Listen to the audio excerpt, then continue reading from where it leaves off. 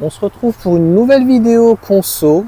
Donc en termes de temps, on est à Angers, on va dire l'Île-de-France, 280 km et à 100% donc sur une batterie LFP modèle Y.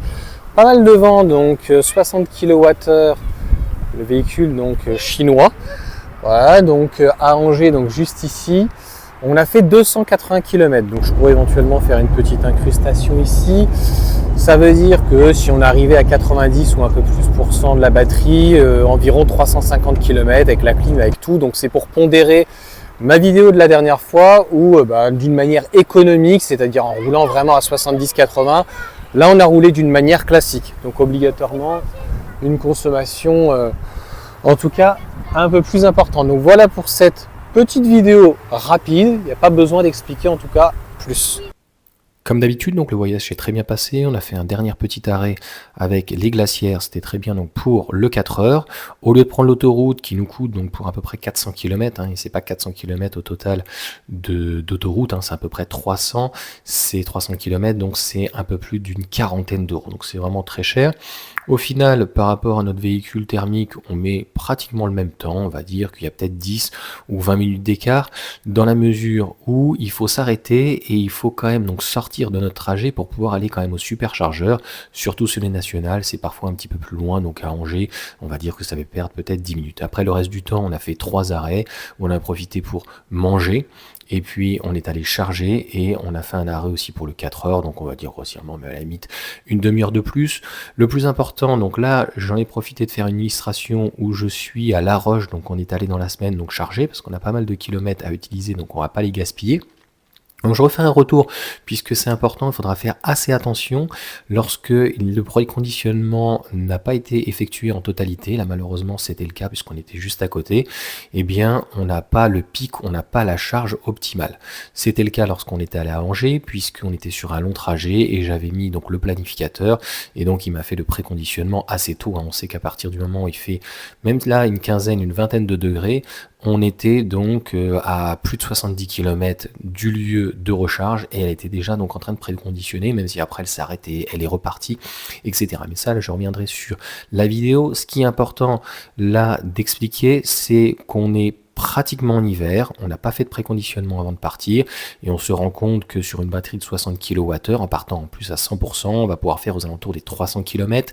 Donc je suis désolé de dire, mais sur une citadine électrique, que ce soit une R5, une 208, même à la limite avec une Mégane, mais la Mégane a une plus grosse batterie, en tout cas la petite batterie de 40 kWh, à mon sens ça va être compliqué de partir par autoroute, mais aussi sur les nationales, parce qu'on ne va pas dépasser même 200-250 km et patienter une à deux fois 30-40 minutes, ça fait quand même long, on risque de subir en tout cas énormément le trajet.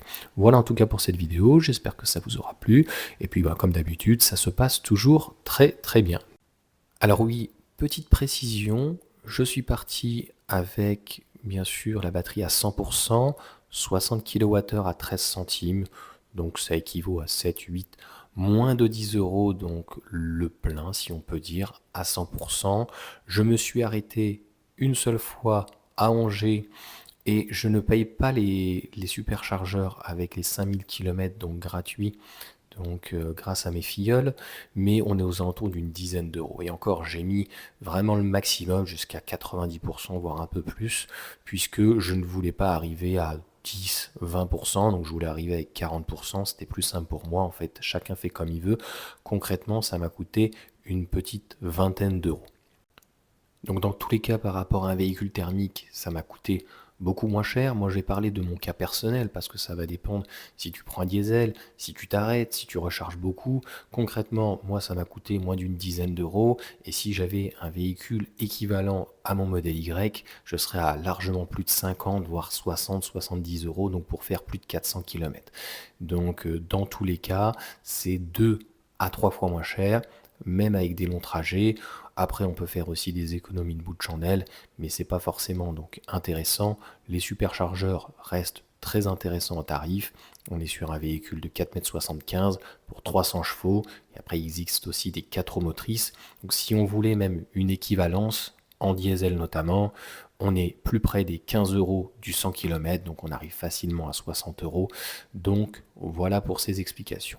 Sur ce, bonne journée à tous, et puis je ferai une incrustation pour le coup avec donc ces mêmes images, notamment que j'ai pris à La Roche-sur-Yon, où on a eu une petite surprise, on va dire, par rapport au préconditionnement, donc qui a changé. En tout cas, c'est suite aux dernières mises à jour, et on n'en avait pas fait en tout cas les frais. Allez, ciao à tous.